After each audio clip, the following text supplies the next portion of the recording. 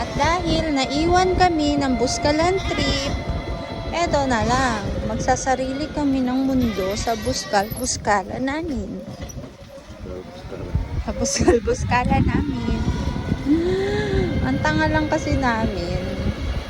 Punta kaming Buskalan. Departure nga pala is April 25, 10:30 a.m. Tapos, sa sobrang fatigue, nakalimutan namin yung petsa na 25 ngayong araw na to. Nagulat na lang ako kanina bago mag 10 o'clock. Nakita ko sa GC on the way na raw sila to Uniqlo. Oh my God, Uniqlo kasi ang meeting place. So, naiwan kami na sasakyan papuntang Buskalan kay Apo Wangod. Yung tattoo ko naging tok-tok na lang. Kaya eto, tok-tok na lang kami. Mag-trip, side trip na lang kami dito. Sa aming buskal-buskalan. Happy viewing, guys! Happy viewing, happy viewing. Meron palang ganito dito. Ayan. Ang aking kapartner sa buskalan. Ito kami napadpad.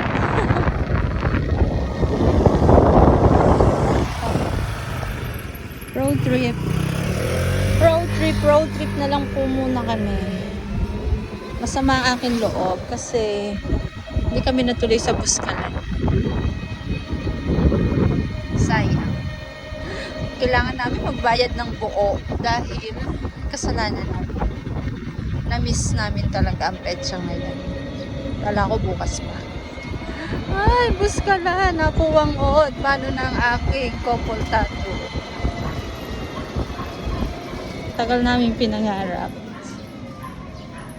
Bye guys. Sobrang init. Oh my God guys, sobrang init. So hot.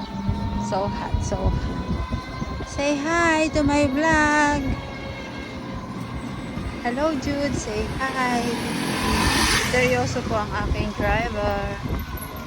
Aking partner in all gala.